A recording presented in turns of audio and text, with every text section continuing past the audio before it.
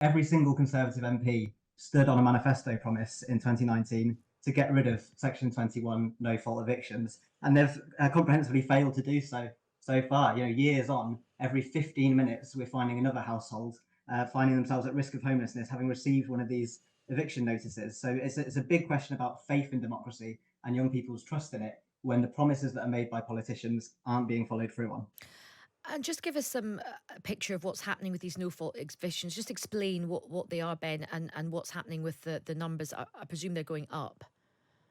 Very slightly, they are. They've gone up by 50% last year compared to the year before. So more and more families are facing this kind of eviction.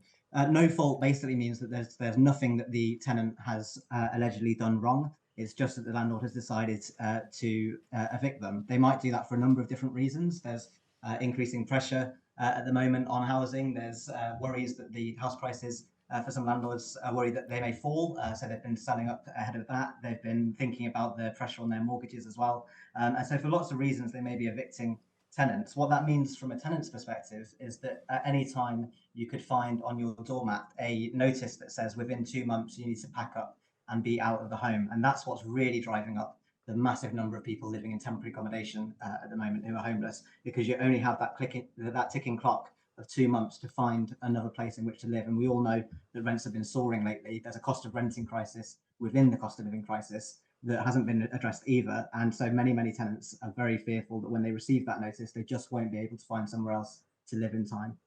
Now, Mr. Gove has said that no-fault evictions will be outlawed by the next general election. Do you think that? Do you believe that? Do you think that's going to happen? Well, I believed it the first time in 2019. That's 5 years ago now.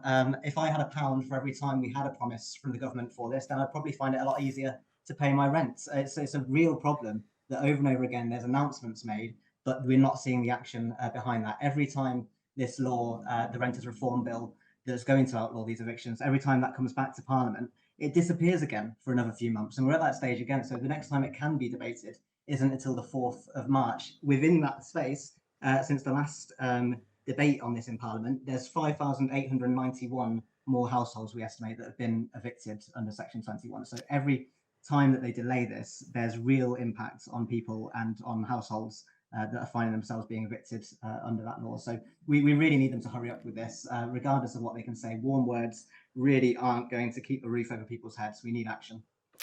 Okay, let me just bring Melanie Leach into the conversation. You're Chief Executive of the British Property Federation. It does feel like housing and the lack of affordable housing has just been such a big issue for such a long time. It's really something that both parties are talking about. A lot of young people, and not just really young people, even people in their sort of 30s are struggling to buy a house. You know, there's stories of people not getting onto the property ladder until they're sort of 30s now. Melanie, what needs to happen to kind of get Britain building? Well, I mean, fundamentally, I mean, I have every sympathy with the plight of the individuals and families that Ben's talking about. You know, fundamentally, the only solution to giving people access, whether they want to rent or to buy, to a decent, secure home, is to build more homes. We know we don't have enough homes, and therefore the only sustainable long-term solution to that is to build more homes. And you know what we've seen is that we significantly and consistently have not managed to deliver the number of homes we need each year, whether that's, as I say, whether that's homes to buy, whether that's homes to rent, whether that's affordable and social housing, whether that's homes for older people to be able to downsize into. You know, across the board of all tenures and of all types, we are not building enough homes. And why is that? Is that because of planning? Is that because of NIMBYism? What's going on? What are the barriers? The planning system has been one of the big barriers, and that's, I hasten to say, that is nothing to do with the many great people who are working in planning departments in local authorities across the country, but there aren't enough of them. Planning departments have been hollowed out over the last 10 years as local authorities have faced significant cuts, and we know that planning is one of the functions that's been most hard hit. So there just aren't enough people, and there aren't enough people in planning departments able to have the time to think strategically about how they plan for communities of the future. So one of the things that Michael Gove was talking about today, and I know you may be wanting to come on to it, is brownfield land. And we know we've got lots of brownfield land, in urban areas, so connected to transport links, so great locations for more homes that are just sitting there and we're not building on, and we really need to. Mel, can you just explain to my listener exactly what brownfield land is? Because I think sometimes people get a bit confused with the jargon. So brownfield land basically means land that has been used at some stage but is no longer being used for the purpose it was originally meant for. So it may be buildings that we don't need anymore that are lying derelict. It might be car parks that we don't need anymore. So it's kind of the opposite of greenbelt, which is, as its name suggests. So we're not talking about building on fields. We're not talking about building on open spaces and all of those places that we rely on for our relaxation and for our quality of life. We're talking about taking land within. I'm talking about urban brownfield, so land in town centres and city centres, which is currently got buildings on it or some kind of concrete on it that is just being blighted really by not being used productively and could be brought back into productive use for homes. And is this because I think it's interesting that the government's been talking about kind of cutting red tape on brownfield regeneration. At the Labour Party conference, they were talking about sort of a grey belt. Are they sort of similar things? No, so I think when we're talking about brownfield, we're really talking about tackling those places within our town and city centres that are already built upon in some way or other, and making them fit for modern life. So they're no longer needed for the purpose they were originally used for. So we need to reuse them in a different way. And as I say, that creates significant opportunity to build homes. When Sir Keir Starmer was talking about grey belt, he is talking about places within what's currently designated as greenbelt land, but is not fields or parks or whatever it might be, but is also the greenbelt does have within it the same kind of spaces where you've got derelict buildings or land that has been used in the past and is now lying unused, but is not fit for bringing back into farmland or any other kind of agriculture use, for example. So both of those proposals, the sort of brown belt, the brown field, and this kind of grey field, they both seem quite eminently sensible. Are those the kind of practical things that you would like to see be reformed so that building can crack on?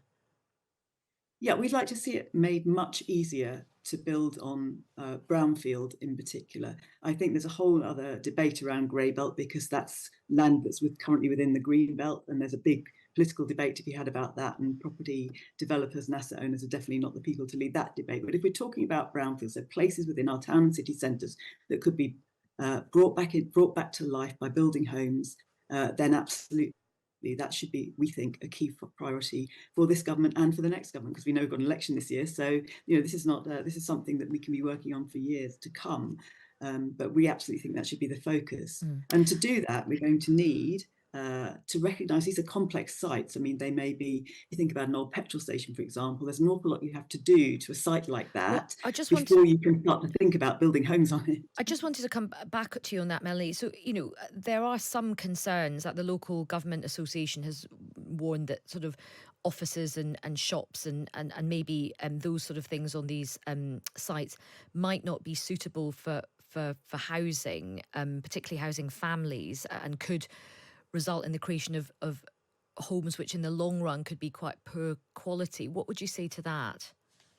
I think there are two things. So I think there are sites that need to be remediated, so may have all sorts of contamination involved in them, which will be complex to clear, and you need to do that before you can start to think about building upon them. That's one set of issues. And the second set of issues is something called permitted development rights in our jargon, which really means you make it much simpler to convert a derelict office space or a derelict shop or a derelict restaurant, whatever it might be, into a home. Now, we have a lot of concerns about that.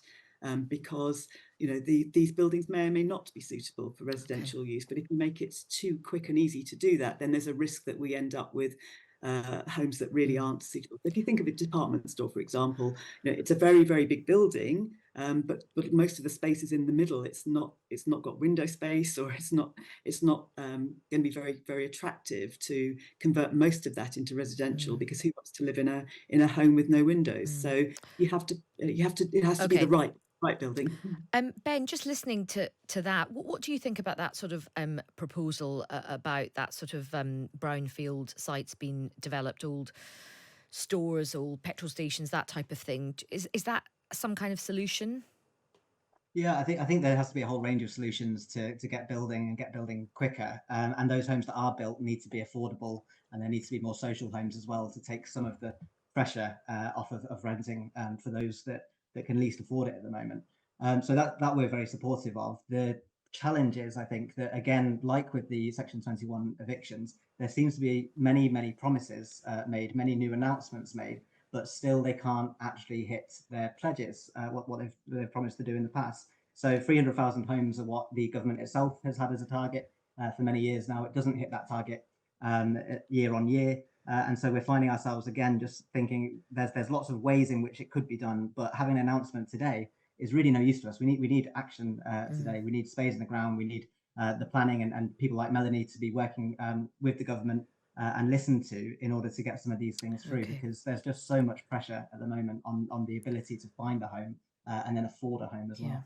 well. And, the point has been made on my show before, housing is so important and it cuts across so much. It cuts across, the economy, because if you want to have a happy, healthy, productive workforce, you need a roof over your head. It affects sort of children's ability to learn at school if they're not properly housed. So housing is really kind of key to so many of the objectives.